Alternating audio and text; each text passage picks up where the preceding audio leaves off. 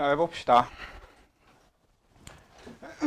일단 항상성 얘기부터 하고 나서 우리 오늘 시험 본 것도 정리하고 뭐 이런 건 그 뒤에 좀 해볼게요. 그러니까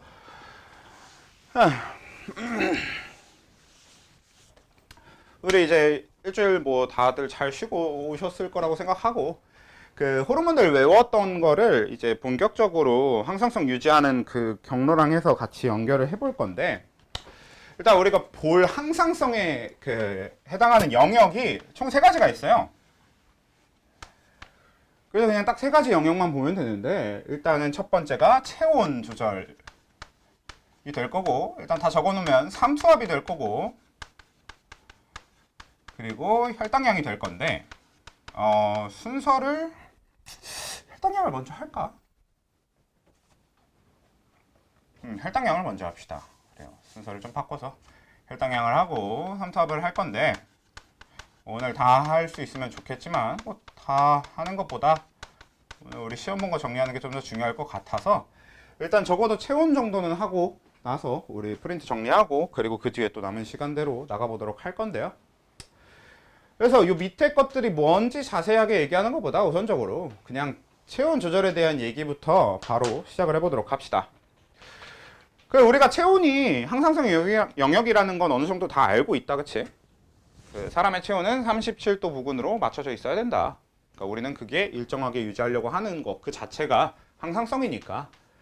그래서 체온이 37도 정도로 일정하게 유지되더라, 이런 게 항상성인데, 일단 거기서 크게 벗어난다라고 했을 때 그런 체온이 37도 부근을 벗어나는 걸 감각하는 역할은 신경계인 간뇌가 할 겁니다. 그치? 원래 우리 간뇌가 하는 역할이라고 하는 게, 간뇌의 시상은 항상성을 감각한다라고 해서, 항상성을 감각하는 게 결국 무슨 얘기냐면 지금 내 체온이 정상 범위인지 혹은 정상 범위에서 낮은지 혹은 정상 범위에서 높은지, 정상 범위를 크게 벗어나서 엄청 낮은 체온인지 아니면 엄청 높은 체온인지 이런 거를 감각하는 게 이제 항상성 감각이란 말이야. 그랬을 때 우리가 기준을 잡아줄 건 일단 어느 쪽이냐면요, 이 간뇌가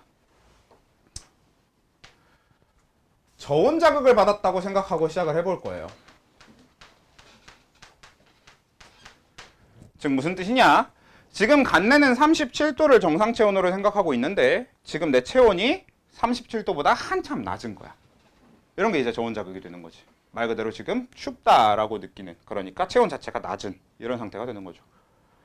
이렇게 체온이 원래보다 낮아, 이런 저온 자극을 간뇌가 받아서 그 자극을 간뇌 시상하부한테 전달을 해줬다라고 했을 때, 그러면 이제 간뇌 시상하부에서 어떤 일이 일어나느냐, 당연히 이제 이 간뇌 시상하부는 그냥 체온을 올리라고 명령을 할 겁니다. 그래서 단순하게 이 밑에 다른 기관들한테 체온을 올리라고 명령을 하면 될 텐데, 체온을 올리는 호르몬이 일단 뭐가 있었지? 우리가 호르몬 기능을 하나하나 다 디테일하게 정리하진 않았지만 그래도 얼추 얘기했던 체온 상승과 관련된 호르몬이 있었어요. 응?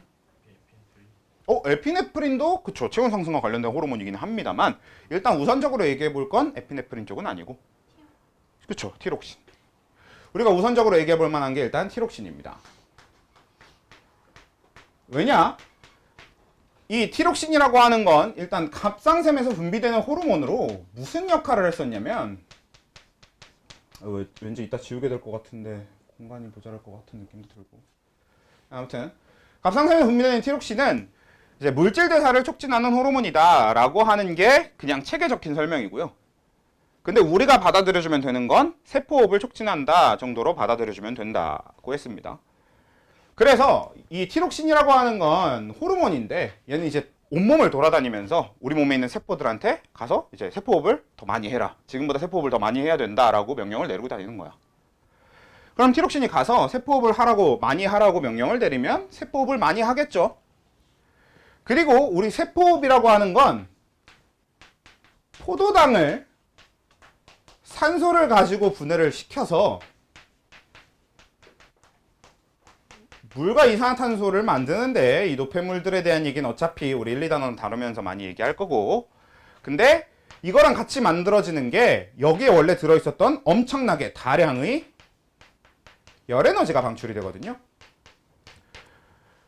그러니까 원래 포도당이라고 하는 건 워낙에 큰 물질이기 때문에 워낙에 큰 물질이었던 애가 작은 물질들로 분해되면서 그 안에 들어있던 에너지들이 나오는 거지.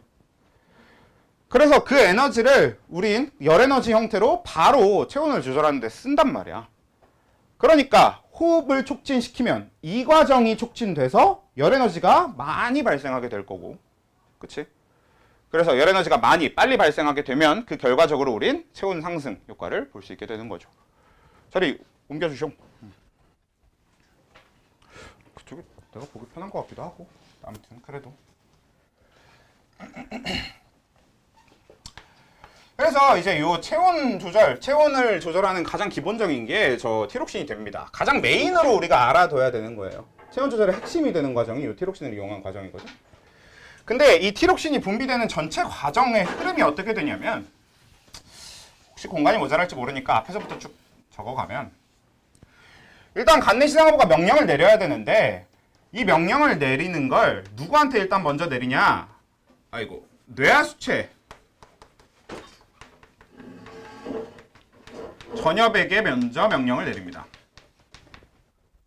좋아. 뇌하수체 전엽한테 먼저 명령을 내려요. 그래서 뇌하수체 전엽한테 뭐라고 명령을 내리냐면, 네가 갑상샘 자극 호르몬을 분비를 해라 라고 그냥 명령을 내리는 거야. 그래서 뇌하수체 전엽에서는 갑상샘 자극 호르몬, 우리 그 약어가 뭐였어요? 라는 이름을 가지고 있었죠. 그쵸? 그래서 TSH라는 호르몬을 분비를 해. 그래서 이 TSH는 가서 갑상샘을 자극합니다. 왜? TSH 이름이 갑상샘 자극 호르몬이니까. 그러면 갑상샘에서는 티록신이 나와요. 이게 전부거든? 근데 이제 이 티록신이 나온다라고, 아이고, 공간이 너무 모자라. 어떡해? 여기까지 더 적을 수 있는 거지? 그래서 이 티록신이 나오게 되면 우리가 최종적으로 세포호흡이 촉진되어서 우리는 이걸 열 발생량이 증가한다 라고 표현을 해주게 되는데, 일단 가장 기본 흐름이 이렇게 됩니다. 근데 여기서 이것만 알면 끝나는 게 아니라, 여기 간내시상하부가 뇌하수체 전엽한테 명령을 내릴 때는 어떻게 하느냐, 여기서 분비되는 호르몬의 명칭이 TRH라는 호르몬이 추가로 있어요. 우린 이것도 알아두고 있어야 됩니다. 일단 TSH의 풀네임이 갑상샘 자극 호르몬이니까, 그럼 TRH의 풀네임도 얘기를 해보면, TRH의 풀네임은 갑상샘 자극 호르몬 방출 호르몬이라는 명칭을 가지고 있어요. 뭐 네이밍 자체는 그냥 직관적이긴 해. 그냥 뭐야? 갑상샘 자극 호르몬을 방출하라고 하는 호르몬입니다. 그래서 그냥 풀네임이 갑상샘 자극 호르몬 방출 호르몬인데 너무 길지? 그래서 안 씁니다. 그냥 어차피 우린 풀네임 안 쓰니까 그냥 TRH라고 그냥 인식하고 있으면 돼요. 원래 TRH는 이제 TSH 릴리즈 호르몬이라고 해서 TSH를 나오라고 하는 호르몬이다. 원래 이런 식의 그 영명을 가지고 있는 건데, 다 몰라도 된다고. 그냥 우린 그냥 제가 분비하는 게 TRH고, TRH는 뭐 한다? 뇌하수체 전엽을 자극해서 TSH를 분비하도록 명령한다. 이런 식으로 알고 있으면 돼. 그래서 이렇게 분비가 되는 전체 과정을 일단 잘 알아두고 있어야 되는데, 아까 잠깐 얘기가 나왔다시피 체온 상승에 관여하는 호르몬 중에 가장 메인인 게 이 티록신인 건 맞다고 하더라도, 티록신 말고 에피네프린도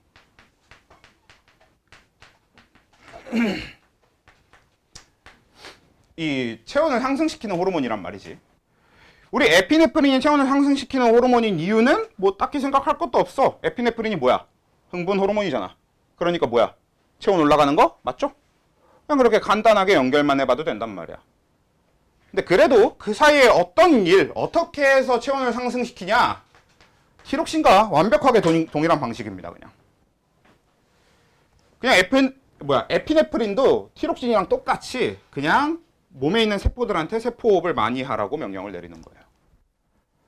그거보다는 좀 더 명확하게 얘기하면, 그냥 얘는 에피네프린은 돌아다니면서 세포호흡을 촉진한다기보단 그냥 세포들한테 전부 다 세포들 자체를 흥분 상태로 만들고 다니는 거고. 그러면 이 세포들이 흥분 상태에 들어간다 자체가 뭐야? 세포호흡이 증가할 수밖에 없는 요소가 되는 거지.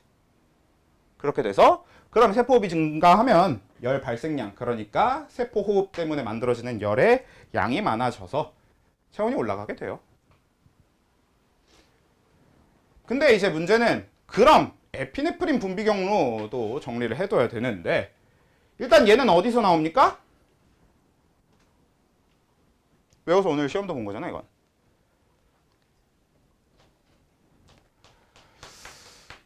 속질. 다들 잘 먹고 잘 쉬고 왔을 텐데 왜 목에서 목소리가 안 나와?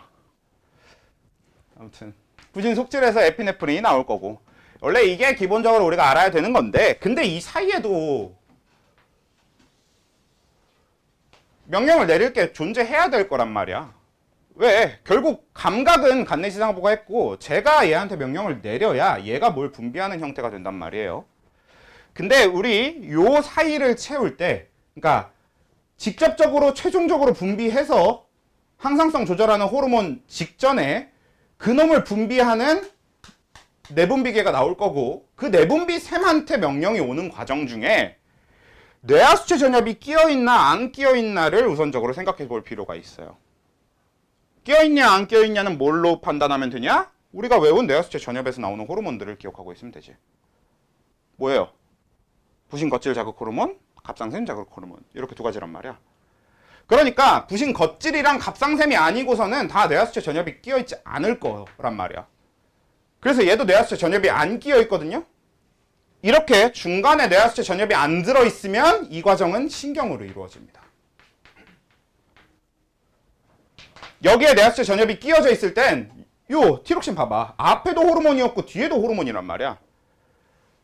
이렇게 뇌하수체 전엽이 끼어져 있으면 호르몬으로 전체적인 경로가 만들어져 있게 되는데, 근데 뇌하수체 전엽이 관여하지 않는 이런 식의 경우에, 그러니까 부신 겉질과 갑상샘을 제외한 경우에는 신경을 통해서 명령을 내리도록 되어 있어요. 뇌하수체 전엽이 관여하지 않으니까. 왜냐면 너무 멀잖아. 얘는 중간에 뇌하수체 전엽이 끼어 있으니까 한 번, 두 번 이렇게 그냥 거쳐 가면 되는데, 여긴 이제 어느 정도 거리가 있으니까 호르몬으로 하는 것보다 신경으로 하는 게 더 낫겠죠. 그래서 이 과정은 이제 신경으로 하도록 되어 있는데, 당연히 간뇌에 명령을 내리는 신경이니까 자율신경일 거고, 그리고 이거 무슨 신경이겠어? 체온을 상승시키고 있으니까. 에피네프린을 분비하도록 하니까. 교감신경이겠지. 그래서 교감신경에 의해서 에피네프린이 분비됩니다. 오케이? 그래서 간내시상하부가 교감신경을 통해 부신속질한테 명령을 내리면 부신속질에서 에피네프린이 분비돼서 열발생량이 증가한다. 이게 일단 체온을 상승시키는 거의 두 번째 호르몬이 되는 거지. 체온 상승에 가장 메인이 되는 호르몬은 티록신이고요. 그 다음에 이제 에피네프린. 그리고 이제 또 체온 상승에 쓰이는 호르몬은 없고요. 체온 상승은 이제 호르몬은 이 둘로 끝인데, 말고도 이제 추가적으로 일어나는 일들이 있어요. 그 중에 대표적인 게 뭐가 있냐면, 이제 열 발생량 증가와 연결된 것도 있긴 있는데 그 얘기는 좀 나중에 해보고, 열 발산량 감소라고 하는 이야기가 있습니다. 열 발산량 감소라고 하는 이야기가 있어요. 이건 이제 뭐냐면, 내가 체온을 올리고 싶어도 아무리 열심히 만들어도 내가 그걸 다 갖다 버려버리면 아무 의미 없잖아. 그러니까 내가 체온을 올리려고 몸에서 열을 엄청 많이 만들었는데 그걸 진짜 그냥 다 갖다 버리는 거야. 그럼 체온 상승이랑 이어지지가 않겠죠. 그러면 열을 만들었으나 그 만든 열을 밖으로 버리지 않게 해야 되니까 열 발산량, 그러니까 밖으로 버려지는, 발산하게 되는 열의 양을 줄여야 되는데, 이 열 발산량 감소와 연결되는 가장 대표적인 일이, 일단 처음에가 그거부터 얘기를 해볼까요? 털세움근.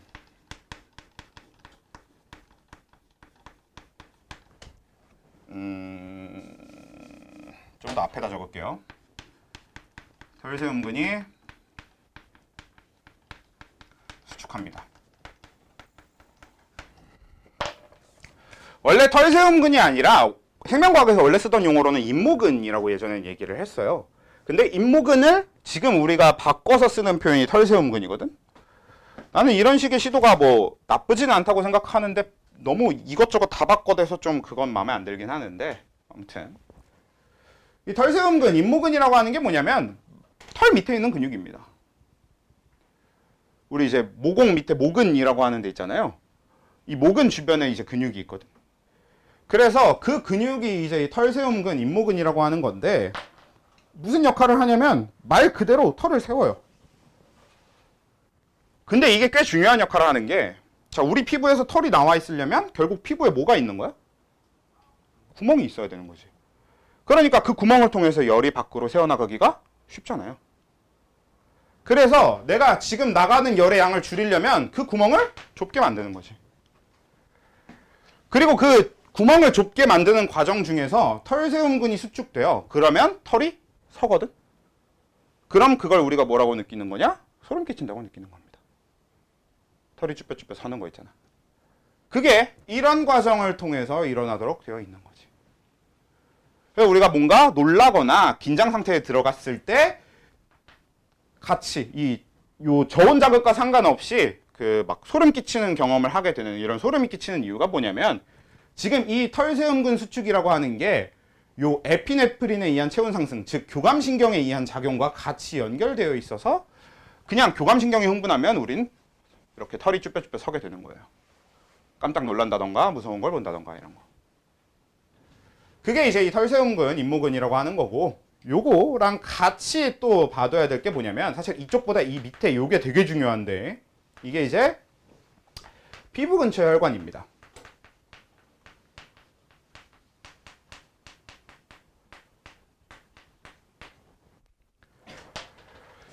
실제로 우리 전에 요 내분비 설명을 하면서 뭔 얘기를 했었냐면 우리 몸의 기관들 중에서 혈관이 지나가지 않는 기관은 없다라는 얘기를 했었잖아요.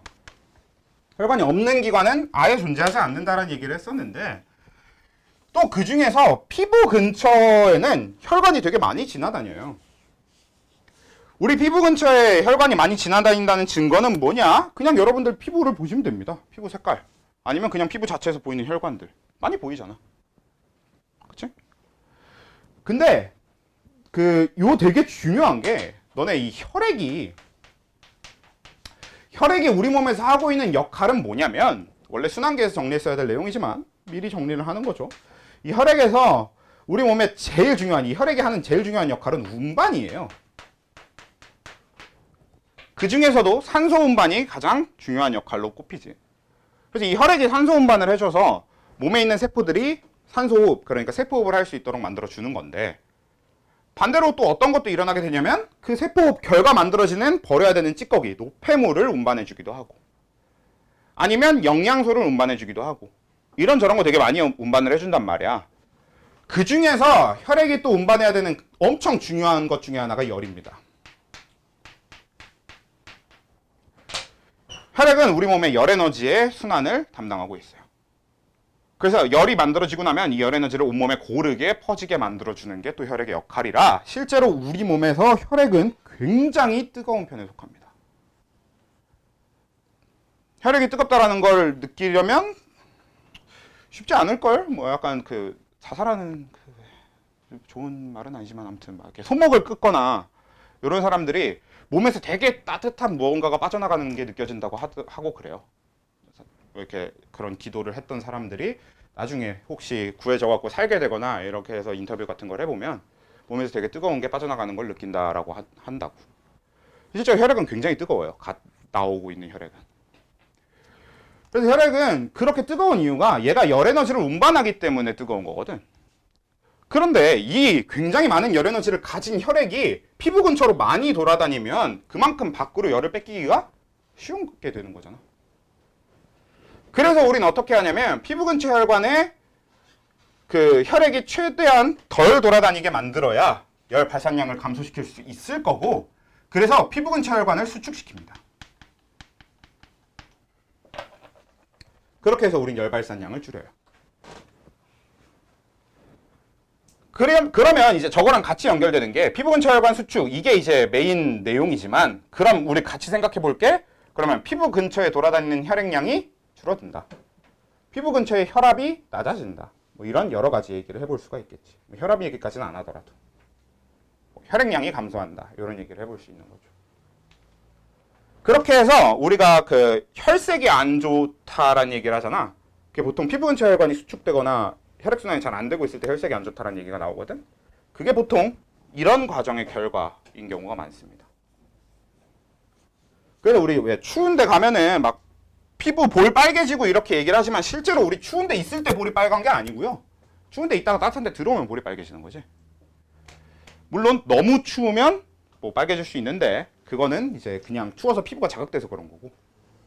일반적으로는 우린 추운데 가면 저온 자극에 의해서 피부 근처 혈관이 수축하면서 피부 근처에 돌아다니는 혈액이 줄어듭니다. 그래서 혈색이 창백해지는 거지, 쉽게 생각하면. 그런 게 이제 이 열 발생량 증가랑 연결이 되는데, 그럼 이거는 당연히 간내신하고가 명령을 내려서 일어나는 일일 거고, 그럼 그 사이의 명령 체계는 어떻게 되냐? 이거 교감신경입니다.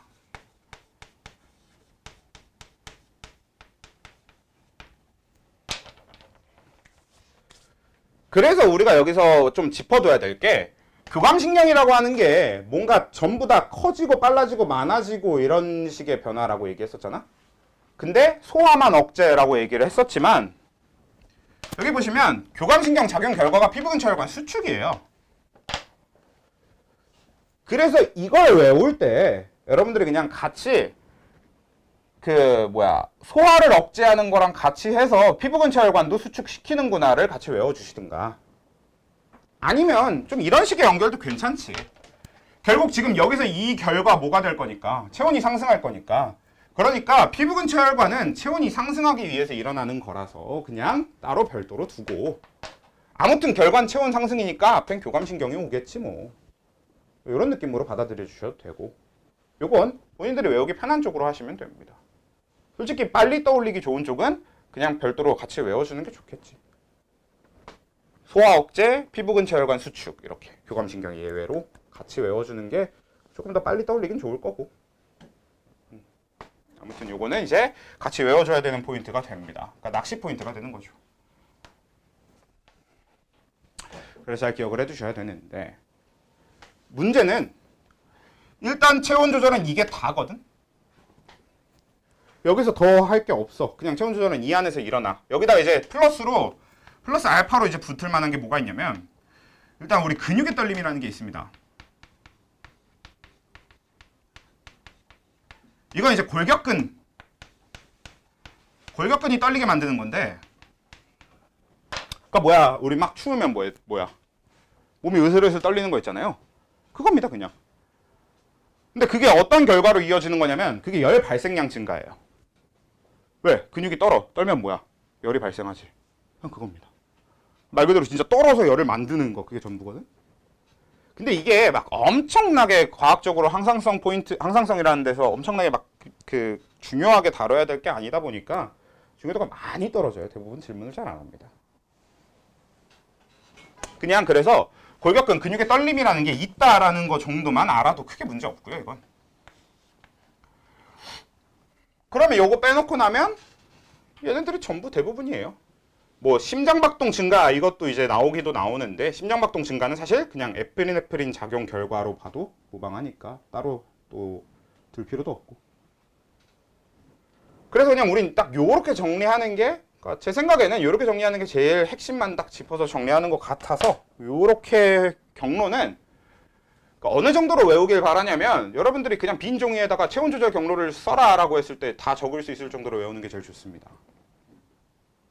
어차피 그래봤자 조절 3개밖에 없으니까 이렇게 생긴 거 2개만 더 외우면 끝이거든요. 근데 그 중에서 제일 복잡하게 생겼어요, 그래도 얘가. 그러니까 나머지는 좀 간단하단 말이야. 그러니까 그래봤자 외워야 될 경로 몇 개 없으니까 진짜 빈 종이에 다 적을 수 있을 정도로 외우는 게 좋아요, 얘는. 잘 외워두고 있을수록, 여기에 대해서 많이 외워두고 있을수록 이것저것 하는데 편합니다. 얘는 경로 자체를 아예 외워버린다고 생각하고 접근하시는 게 좋다고 보고요. 그래서 요 맨 위에 있는 티록신의 분비 경로는 요 과정이 전부 다 호르몬으로 되어 있다. 이 호르몬 명칭까지도 당연히 다 알아야 되고요.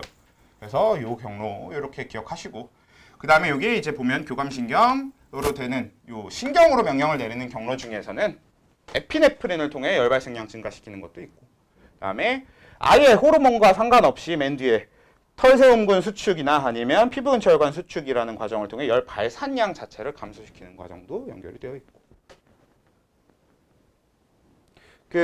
요 항상성 파트에 대해서 조금 얘기를 해볼게. 지금 요걸 이제 잘 외운 상태에서 여러분들이 나중에 뭘 할 거냐면, 여기 이제 그래프 해석이 굉장히 중요한 파트예요.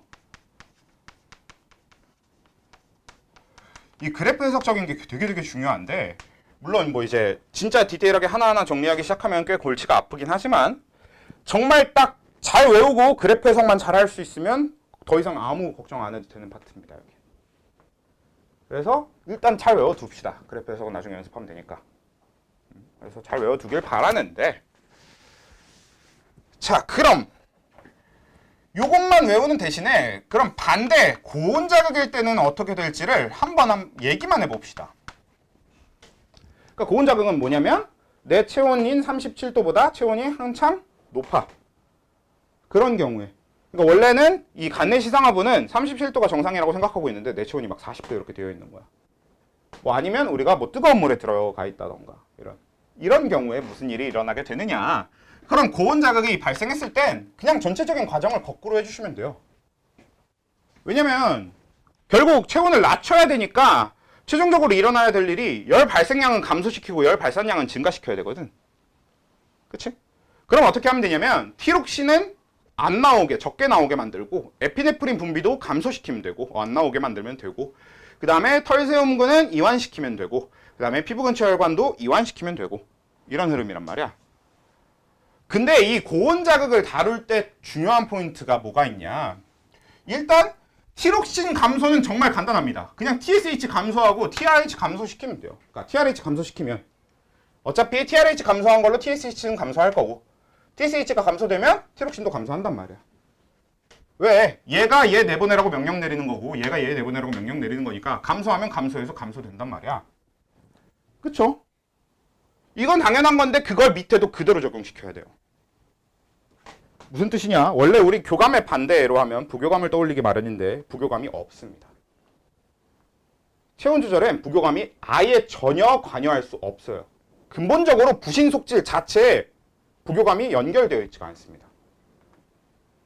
그러니까 부신 속질은 기관에 교감신경만 연결되어 있고 연결된 부교감 신경이 아예 없어요. 그래서 부교감 신경이 관여할 수가 없는 구조로 되어 있습니다.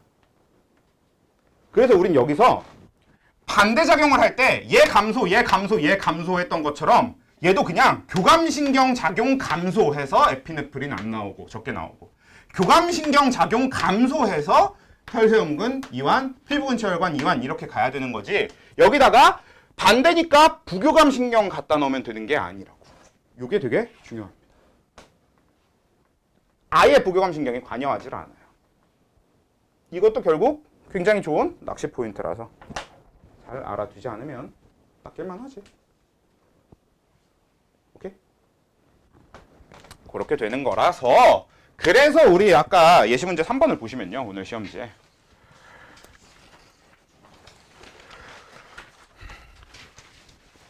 그래 같이 봐라. 시험지 그래도 주긴 줄 걸 그랬다. 그래서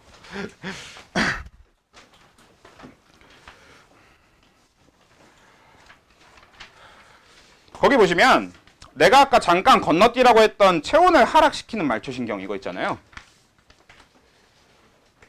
이게 이제 그런 포인트로 연결이 되는 겁니다. 왜? 체온을 상승시키는 말초신경은 어차피 체온 상승 말초는 교감이란 말이야.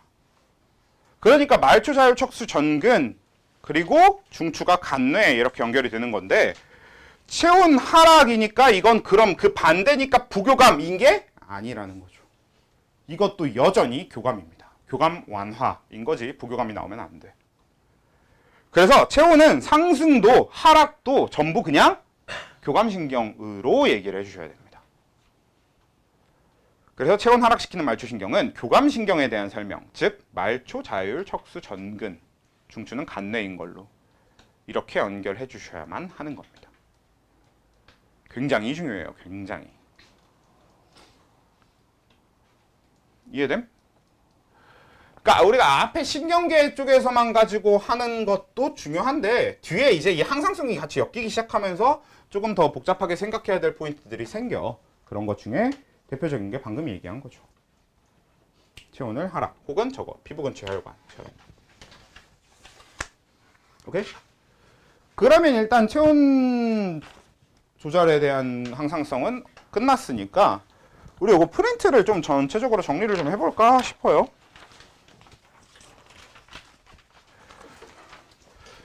일단은 그런 건 있어요. 수업 시간에 다 같이 정리하는 거는 물론 이제 예시 문제 4번 이렇게 나와서 항상성이랑 본격적으로 엮기 시작하면 또 몰라도 당장의 예시 문제 3번 정도 안에 있는 문제들을 가지고 설명하는 건 어차피 그 지금 오늘 이 수업이 마지막일 거고 이제 다음 요 오늘 수업 이후로는 모르겠으면 각자 질문을 하시던가 하십시오. 그래서 지금 원래 요걸 다시 정리하고 있기는 좀 그렇지만 그래도 정리를 합시다. 우리 교감이라고 하는 거는 그냥 앞에 뭐가 오든 아무 상관없다. 그냥 뒤에가 교감신경이라고 적혀만 있으면 뒤에 오는 게 교감신경이기만 하면 그냥 얘는 말초, 자율, 척수, 전근인 거고 그러면 교감신경 앞에 오는 얘는 뭘 결정하냐? 마지막에 중추가 누구냐를 볼 때만 중추가 누구냐를 판단할 때만 사용하면 되는 거란 말이야. 왜냐면 눈에 연결된 교감신경 할 때는 눈에 연결된 필요 없고 교감신경이면 일단 말초, 자율, 척수, 전근 채우는 거고 근데 마지막에 중추 채울 땐 그래도 아 눈이니까 중간뇌네 이렇게 연결해줘야 되는 거다라는 거지. 그렇지? 그렇게 되는 건데 우리 부교감신경 같은 경우는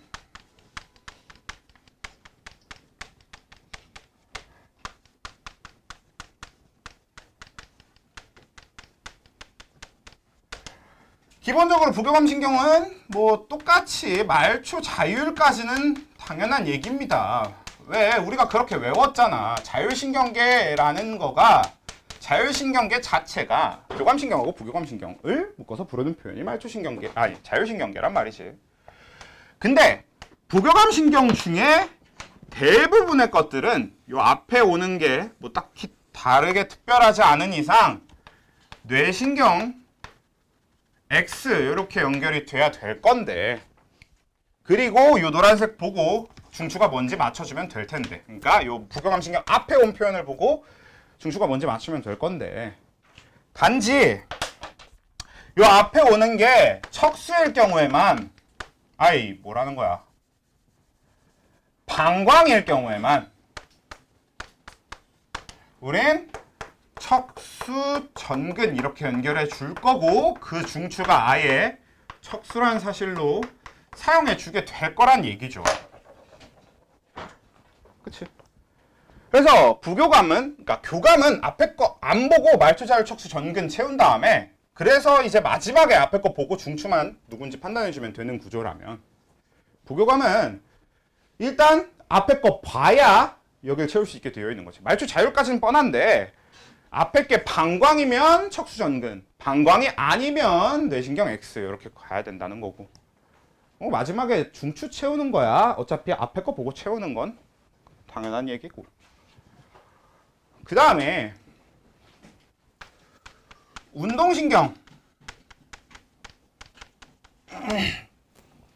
운동신경 같은 경우는 말초 체성 운동까지가 그냥 운동신경이란 표현만 보고 채울 수 있는 전부가 되고 그래서 만약에 앞에 와 있는 기관이 목 위에 있는 기관이라고 하면 뇌신경 X 어차피 중추는 덮어놓고 대뇌 이렇게 가는 거고 여기서 목 위에 있는 기관이라고 하는 건 진짜 니들 목 위에 있는 기관이랑 연결되어 있는지 확인하라는 얘기입니다. 눈에 연결된 운동신경, 입에 연결된 운동신경, 귀에 연결된 운동신경이 있나요? 근데 아무튼 귀에 연결된 운동신경 뭐 이런 거. 그러니까 목 위에 있는 기관에 연결된 운동신경이냐 그 기관 자체가 목 위에 있냐를 판단하면 되고 만약에 목 아래에 연결된 운동신경이라고 하면 말초 체성운동 그대로 가되 척수 수전근되네. 이런 흐름이 돼야 된다는 얘기인 거잖아. 그치? 그래서 운동신경. 그래서 기본적인 골자는 이렇게 되는 겁니다. 만약에 감각신경에 대한 얘기를 한다고 해도 감각신경은 운동신경이랑 흐르면 비슷해. 얘도 앞에 오고 있는 게 목 위에 있는 기관이랑 연결이 되어 있다고 하면, 그러면 말초 어차피 감각까지는 그냥 뻔한데 목 위랑 연결되어 있다 하면 뒤만 바꿔서 뇌신경 X 대뇌 이런 흐름인 거고, 그 다음에 얘가 목 아래랑 연결된 감각신경이라고 하면 여기는 척수 후근 대뇌 이렇게 연결해주면 되는 이런 흐름이라는 거죠.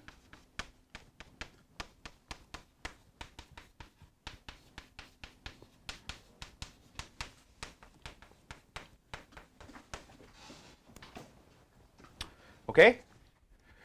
재밌는 게 저는 이제 그래도 선생 짓거리를, 강사 짓거리를 한 지가 좀 돼가지고 같은 설명 여러 번 하는 거에 대해서 그래도 어느 정도 면역은 있는데, 그래서 같은 설명 여러 번 해도 화를 잘 안 내나? 모르겠어요. 일단 나는 잘 안 내려고는 해. 근데 아무래도 사람이다 보니까 저도 이제 같은 설명 여러 번 하다 보면 화가 나거든요.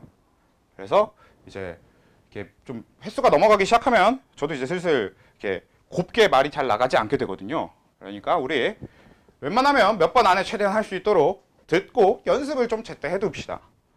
사실 알아듣지 못해서 다시 내가 설명을 해드려야 되는, 저번 설명부터 못 알아들었어요도 사실 화가 나는 얘기긴 해요. 왜냐면 그때 몰랐으면 그때 나한테 얘기를 해줬어야 되는 거니까. 근데 그래도 그쪽은 조금 낫고, 그때는 알아들었는데 막상 제가 해보려니까 못하겠네요. 사실 저는 이쪽이 좀 더 화나는 쪽이긴 합니다. 알아들었지만 못하겠는 건 연습을 안 해서 그러니까. 그래도 뭐 얘기하십시오. 어차피 한두 번 안까지 해서 막 너희가 시험 한 달 남았는데 그때도 몰라 이것만 아니면 웬만하면 화 안 내고 설명할 수 있으니까, 그래도 너무 여러 번 설명하게 하지 말라 달라 뭐 그런 얘기니까 잘 정리해두고 잘 적용해서 잘 연습해보자 인데, 근데 이제 요것만 그냥 한다고 되는 게 또 아니긴 해. 그러니까 지금 보면 첫 페이지는 대부분 그냥 이렇게 해도 되긴 되는데, 조금 첫 페이지만 해도 조금 생각해 볼 만한 게 뭐가 있냐면 막 소장 골격근 이런 게 있는 거잖아. 그러니까 첫 페이지는 그냥 이대로 적용시켜서 쭉 다 풀면 돼요. 예시문제 1번은.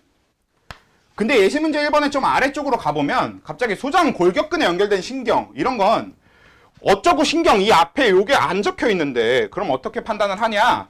그건 이제 조금 생각을 해봐야 되겠지. 근데 그 생각해야 될 포인트가 어디 있다는 거냐면, 골격근이면 수위근이고, 그러니까 딱 생각의 경로가 이렇게 되는 거죠. 골격근이면 뭐야? 수위근이잖아? 그쵸? 골격근이면 수위근, 이건 우리 근육 파트에서 외웠던 내용이니까. 그리고 골격근이 수위근이면 그 얘기는 곧 대뇌 지배를 받는다는 거니까 운동신경이네. 요런 흐름을 한번 섞어주란 얘기입니다. 결국 그런 흐름을 섞어서 여기다 집어넣고 시작을 하자는 거죠. 그래서 소장 골격근에 연결된 신경은 골격근이니까 뭐랑 연결이 되냐? 여기 운동신경 요 둘 중에 하나를 골라서 채우면 되는 포인트가 되는 거죠. 근데 앞에 적혀 있는 게 소장이면 목 아래네. 그러면 요거랑 요게 답이 되는 거겠지. 이런 흐름이잖아요. 이런 흐름이 되는 거고. 네. 근데 완전히 여기 없는 예외가 되는 것들이 그런 거잖아. 대뇌와 중간뇌를 연결하는 감각신경. 그런 건 여기 감각신경이니까 이 둘 중에 하나라고 하기에는 그 앞에 와 있는 게 아예 대뇌와 중간뇌, 이렇게 뇌와 뇌만 연결한단 말이야. 그러면 중추신경계로 따로 빼주라고. 아예 여기 범주에서 벗어나는 겁니다. 이 분류 자체가 말초를 위한 분류고, 이런 설명은 그냥 이 범주에서 벗어나서 아예 그냥 중추야. 그냥 중추 그 자체야. 더 이상 할 얘기가 없음이 되는 거지. 그냥 중추면 더 이상 뭐 다른 거 얘기할 필요가 없음이 되는 거죠. 그래서 예시문제 2번 쪽도 좀 보면요. 거기 예시문제 2번 쪽에 얘네들은 이제 포인트들이 결국 여기에 적혀있는 표현들을 여기랑 연결해주면 되는데, 위에서부터 쭉 내려와서 연수와 척수를 연결하는 감각신경, 거기까지는 그래도 앞에 이제 했던 거랑 크게 다르지 않고 이것만 잘 적용하면 된단 말이야. 그냥 골격근 하면 운동신경 연결하는 거랑 시신경 이런 거 나오면 감각신경인데 쉬면 눈 보는 거겠구나. 뭐 약간 이런 식의 연결이 조금 더 필요한 거. 근데 사실 시신경, 미신경은 그냥 넣어놓긴 했는데 요즘은 이 표현 자체를 선생님들 그냥 잘 안 내서 꼭 이렇게까지 꼬아서 할 건 아니긴 하더라고. 뭐 아무튼. 근데 그래도 밑에 있는 눈에서 대뇌로 이거는 이제 뭘 생각을 해야 되는 거냐면 아예 근본적으로 그 어디서 어디로 연결되어 있는 신경이 이 중에 어떤 신경에 대한 설명이냐는 거를 연결을 해야 되는데 한번 생각을 해봅시다. 눈에서 대뇌로 오면은 말 그대로 눈에서 대뇌니까 눈에서 출발한 걸 대뇌로 가져가야 되겠지. 그렇지? 그러니까 눈에서 출발한 무언가를 대뇌로 가져간다는 것 자체가 눈이 받아들인 걸 대뇌로 가져가야 되는 거지 눈이 대뇌한테 명령을 하진 않을 거 아니에요. 그러니까 이건 뭐라고 판단할 수 있어야 된다의 흐름인 거냐? 감각이라고 판단할 수 있어야 되는 거지. 방향 자체가 눈에서 대뇌면 감각인 거지. 이런 판단을 추가로 섞어주는 거죠. 그래서 눈에서 대뇌로라고 하면 방향이 들어가는구나. 이거는 이런 식의 파악도 가능해요. 눈에서 대뇌면 기관에서 중추로 가는 거니까 뭐야? 구심성이잖아. 구심성은 감각이잖아. 이런 식의 흐름도 가능한 거지. 이 자체는. 근데 구심성, 감각 이런 표현, 구심성이니까 감각보다는 그냥 그 방향 자체를 조금 머릿속에서 한번 그려봐. 눈에서 대뇌면 눈에서 받아들인 걸 대뇌로 가져가야 되네. 이런 느낌. 만약에 혀에서 대뇌로, 입에서 대뇌로 이렇게 가면 입이나 혀에서 받아들인 걸 대뇌로 가져가야 되네. 다 감각인 거지. 기관이 받아들인 걸 중추로 갖다 주는 건 다 감각일 수밖에 없지. 근데 그 밑에 대뇌에서 눈으로랑 중간뇌에서 눈으로랑 척수에서 눈으로는 전부 다 이제 뭐냐면 눈에다가 명령을 내리는 거란 말이야. 그럼 눈에다가 명령을 내리는 신경은 교감일 수도 부교감일 수도 운동신경일 수도 있어. 근데 그 명령이 누구의 명령이냐에 초점을 맞추면 되지. 첫 번째, 대뇌에서 눈으로 오면 대뇌가 눈한테 내리는 명령이니까 운동신경이어야 되는 거잖아. 왜? 운동신경일 때가 중추가 대뇌인 거니까. 괜찮아요? 그래서 대뇌에서 눈으로가 여기 목 위 운동신경에 연결된 요거랑 연결이 되는 거죠. 여기 범주에 넣는 거죠. 그러니까 적혀 있는 걸 가지고 판단해서 이 중에 어디에 들어가느냐를 한번 따져봐야 될, 그러니까 한 가지 더 해보는 게 되는 거지. 한 번 더 생각해 볼 게 있는 거죠. 그 다음에 있는 중간뇌에서 눈으로 오면은 결국 이것도 눈한테 명령을 내리는 거 중간뇌인 거 맞는데 그 밑에랑 비교해 보면 중간뇌에서 눈으로도 그렇고 척수에서 눈으로도 그렇고 일단 얘네들은 자율신경인데 근데 눈에 연결된 교감신경은 중추는 중간뇌가 맞지만 눈에 연결된 교감신경 자체는 척수에서 출발하는 거잖아. 그러니까 척수에서 눈으로 연결된 건 교감신경일 수밖에 없지. 애초에 척수에서 눈으로 연결될 수 있는 게 교감신경밖에 없어요. 눈이 목 위에 달려있고 척수는 목 아래 달려있는데 뭐하러 다른 신경들이 꼭 척수에서 출발해서 눈으로 갑니까? 교감이 특이한 놈이니까 그냥 교감만 그런 거지. 그래서 척수에서 눈으로 연결된 신경은 교감신경 해서 여기 교감신경과 설명을 연결해주면 되는 거고, 중간뇌에서 눈으로 오면은 중간뇌는 원래 눈에 대한 조절을 하는 중추니까 결국 중추에서 눈으로 직접, 즉 부교감에 대한 설명인 거잖아, 이 자체가. 그래서 중간뇌에서 눈으로 연결된 신경 하면 부교감이구나 라고 파악할 수 있어야 되는 거고, 그럼 방광부교감이 아니라 눈부교감 신경 이런 식의 해석이 돼야 되는 거라 말초 자율 뇌 X 이렇게. 그러면 중간뇌 이렇게 흐름으로 가야 되는 거죠. 오케이? 그 다음에 위액분비를 촉진하는 신경, 위액분비를 억제하는 신경 이 자체는 위액분비 촉진이라는 것 자체가 위액이면 소화기관이니까, 그러니까 위 자체가 소화기관이니까, 그럼 위는 소화기관이고, 그러면 소화의 중추는 연수긴 한데, 근데 이 소화를 억제하는 건 교감이고, 소화를 촉진하는 건 부교감이네.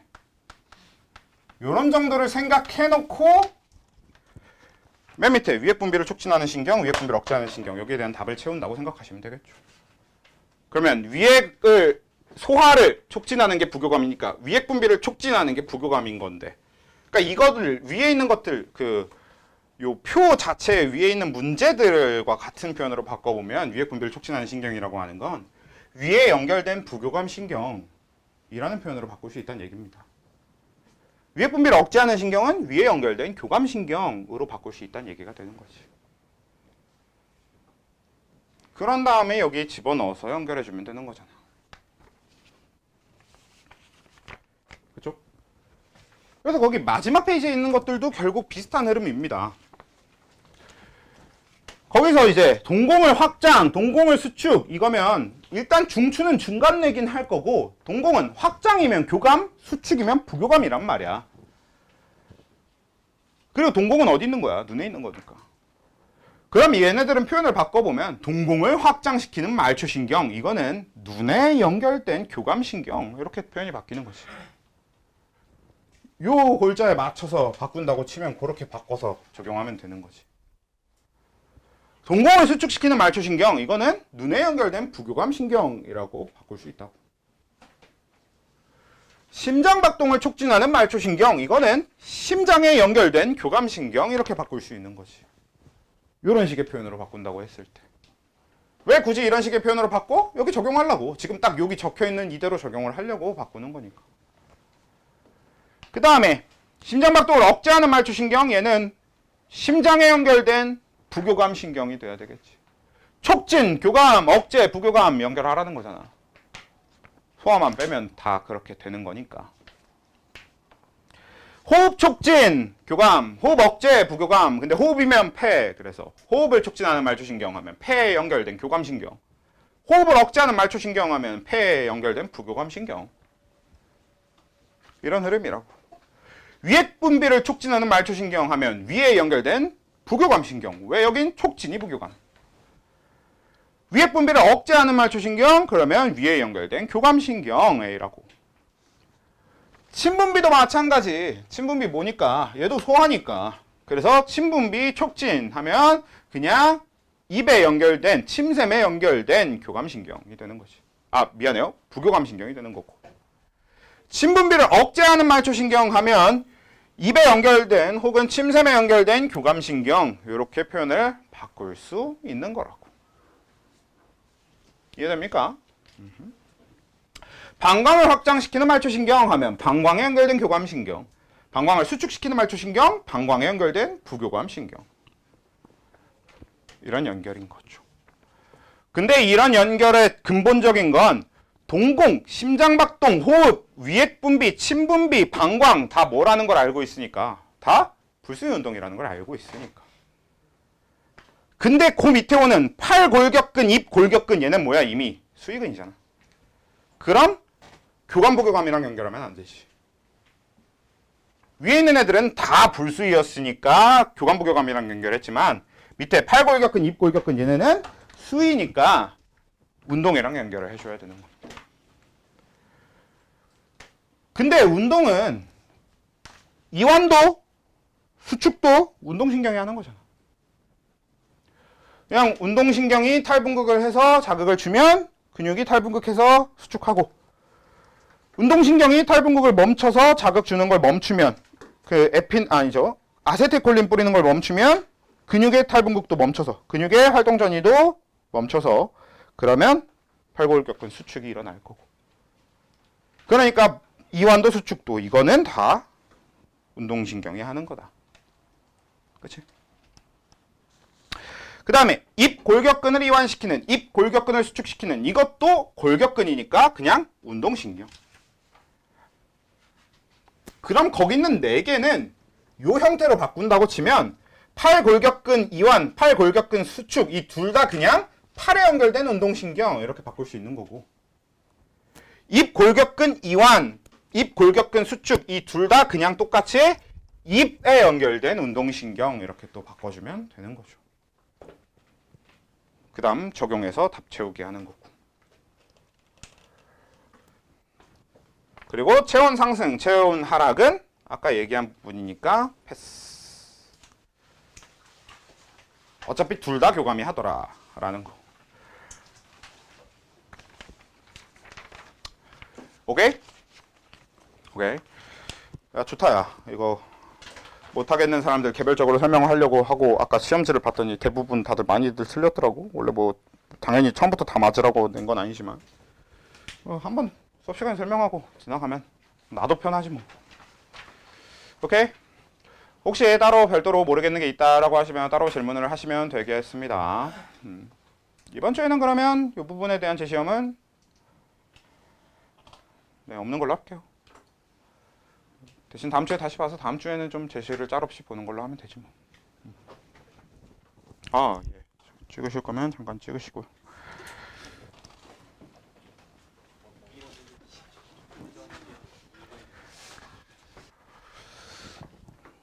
자, 그리고 이제 남은 항상성이 혈당량하고 삼투압이다. 그죠? 네, 그러면 혈당량하고 삼투압을 이제 해야 되겠죠. 해야 되는데 남은 13분으로 뭐 하려면 할 수 있는데 하고 싶지 않다. 가자. 네, 여기까지 합시다.